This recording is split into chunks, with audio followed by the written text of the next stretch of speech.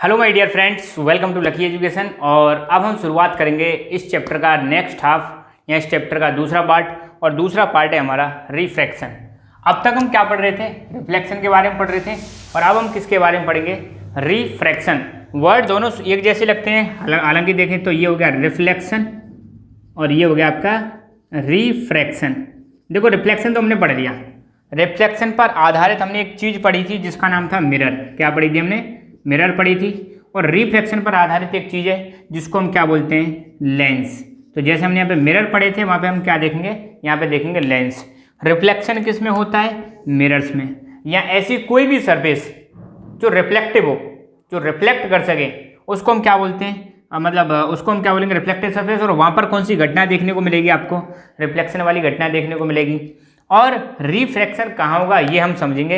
हालांकि स्टार्टिंग का जो वीडियो था, इंट्रोडक्शन वीडियो में, उनमें बता चुका हूँ कि रिफ्रैक्शन का मतलब क्या है और रिफ्लेक्शन का मतलब क्या है। फिर भी एक बार और दोबारा से देख लेते हैं, जस्ट एक बार रिवीजन कर लेते हैं। रिफ्लेक्शन में क्या होता है?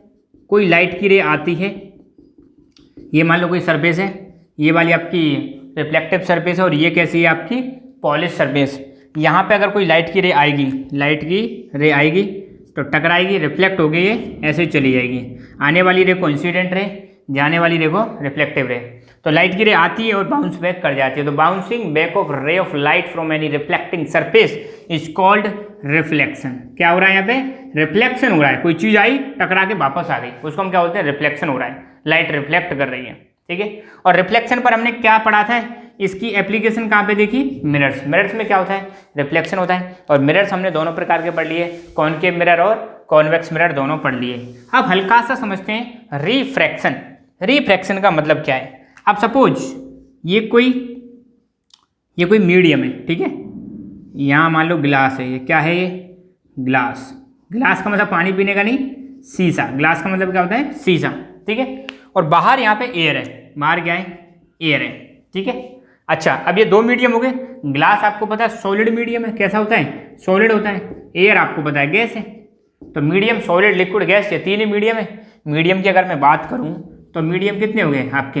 सॉलिड, या तो सॉलिड हो सकता है या लिक्विड हो सकता है, या मीडियम कैसा हो सकता है आपका?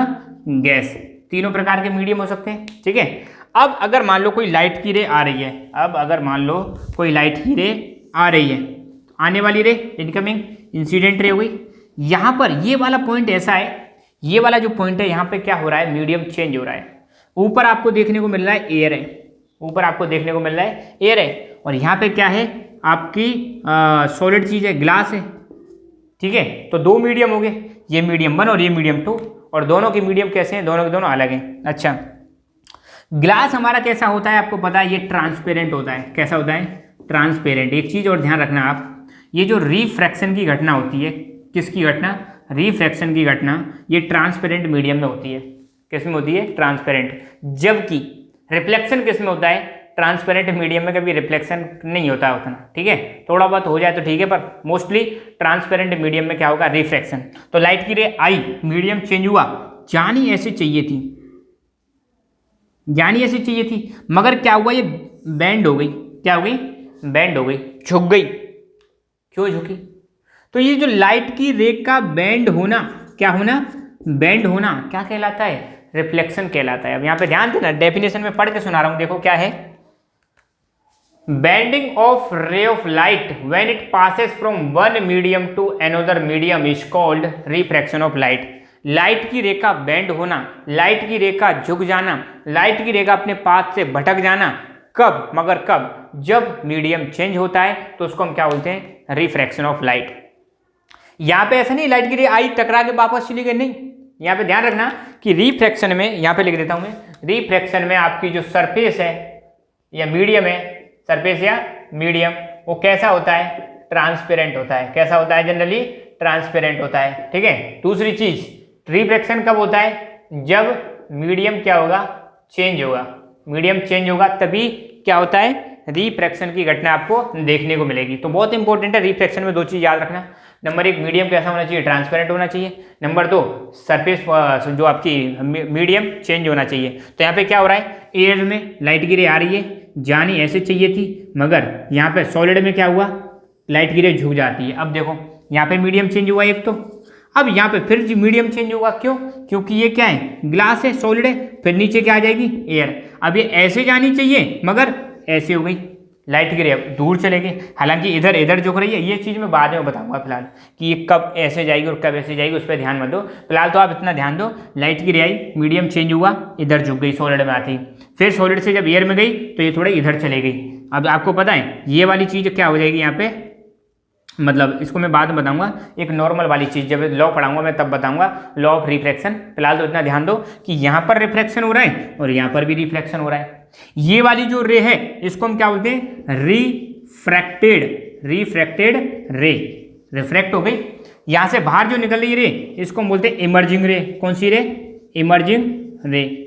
तो बेटा ध्यान रखना, रिफ्रैक्शन अगर कोई पूछे कि भैया रिफ्रैक्शन क्या है, तो आपको सिंपल सा बताना है कि जब लाइट की रे एक मीडियम से दूसरे मीडियम में जा रही है और मीडियम चेंज हो रहा है, तो क्या होता है, लाइट की रे अपने पाथ से जैसे जानी चाहिए थी वहां ना जाकर डेविएट हो जाती है, पाथ से भटक जाती है, पाथ से मुड़ जाती है। और लाइट की रे का मुड़ना जब एक मीडियम से दूसरे मीडियम में जा रही है, यही फिनोमेना, यही घटना क्या कहलाती है, रिफ्रैक्शन ऑफ लाइट। देखो, When a ray of light travels from one medium to another medium, जब लाइट की रे एक मीडियम से दूसरे मीडियम में जाती है, then it changes direction at the junction of two medium।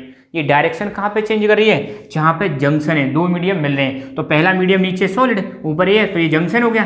तो लाइट की रे अपनी डायरेक्शन कहाँ से चेंज करती है, जंक्शन से, जहाँ पर दो मीडियम मिल रहे हैं। तो जंक्शन से क्या करती है, डायरेक्शन को चेंज कर लेती है। एंड दिस फिनोमिना का मतलब होता है ये घटना क्या कहलाती है, रिफ्रैक्शन ऑफ लाइट कहलाती है। एक तो ये डेफिनेशन है, दूसरी ये भी लिख सकते हो, bending of ray of light when it passes from one medium to another medium is called refraction of light। इसको हम क्या बोलते हैं, लाइट का रिफ्रैक्शन बोलते हैं। ठीक है, तो आई होप आपको रिफ्रैक्शन समझ में आ गया होगा, क्या मतलब है रिफ्रैक्शन का, क्या मतलब है रिफ्लेक्शन का। ठीक है, दोनों चीज़ क्लियर है। हालांकि शुरुआत में जो इंट्रोडक्शन दिया था वहाँ भी मैंने ये चीज़ बता दी थी, तो आपका अब रिवीजन हो गया होगा।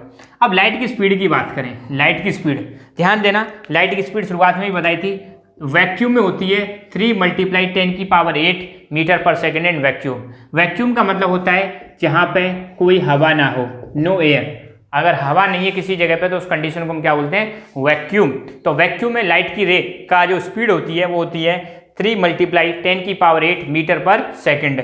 मगर मीडियम चेंज होगा तो लाइट की रे की जो स्पीड है वो भी क्या हो जाती है, चेंज हो जाती है। ठीक है, तो when medium changes speed of light changes, जब मीडियम चेंज होगा स्पीड ऑफ लाइट चेंज होगी।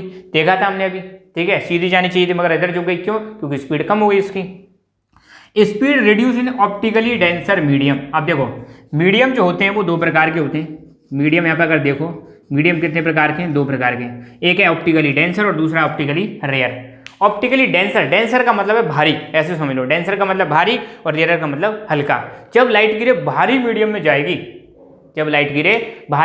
जाएगी, तो उसकी स्पीड क्या हो जाती है, कम हो जाती है। और जब लाइट की रे हल्के मीडियम में जाएगी तो स्पीड बढ़ जाएगी। ऐसा समझ लो, आप बाइक चला रहे हो, क्या चला रहे हो, बाइक। आगे भीड़ भाड़ वाला इलाका आ गया, और भीड़ भाड़ वाला इलाका आ गया तो भीड़ ज़्यादा है, बहुत ज़्यादा डेंसिटी है वहाँ पे, पॉपुलेशन डेंसिटी।